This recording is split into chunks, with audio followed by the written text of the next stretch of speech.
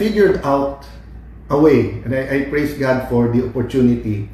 So if you have young children and you want them to have a neutral explanation of what we're going through as a nation, I thought of a way, I received this way of explaining through Pokemon. Okay, what do I mean?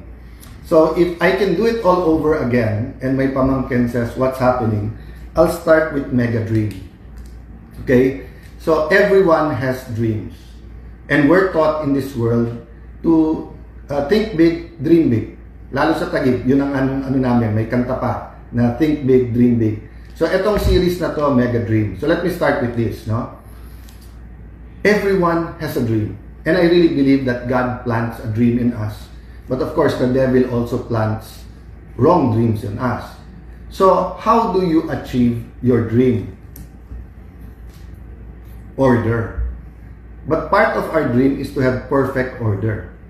Perfect order was experienced in Eden during creation.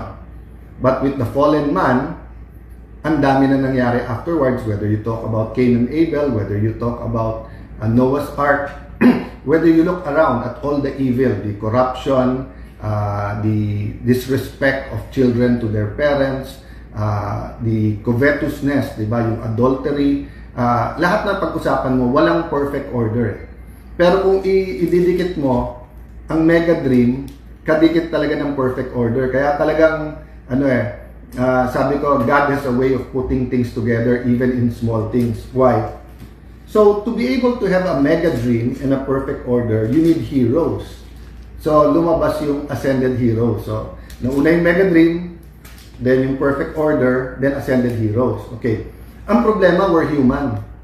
So, yung nababasa natin sa comic books or napapanood natin sa Netflix or napapanood natin sa sine, yan yung mga heroes. Kaya nga, meron din villains. Diba? May bida, may kontrabida.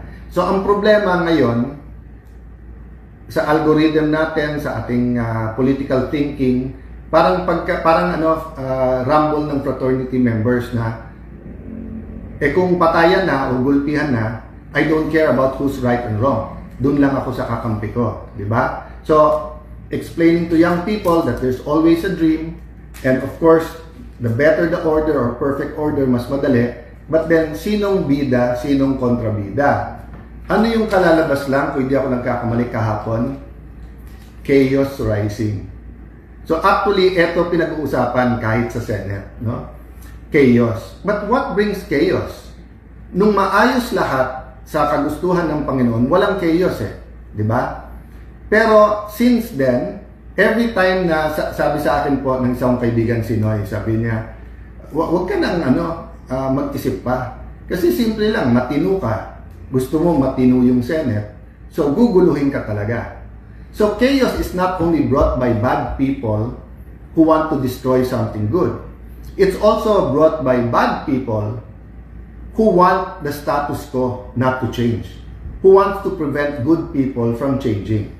So am I saying kami good, sila bad? No, what I'm saying, there are 24 senators, there are different political leanings, there are a lot of issues, but just like parents, hindi ba una parati sa parents' health, your spiritual health, your mental health, your physical health, your financial health, di ba? So, sobra po ang pinagdadaan na ating bansa ngayon. So, we have to explain to young people, the economy is in bad shape. All around the world, many countries are the same, di ba?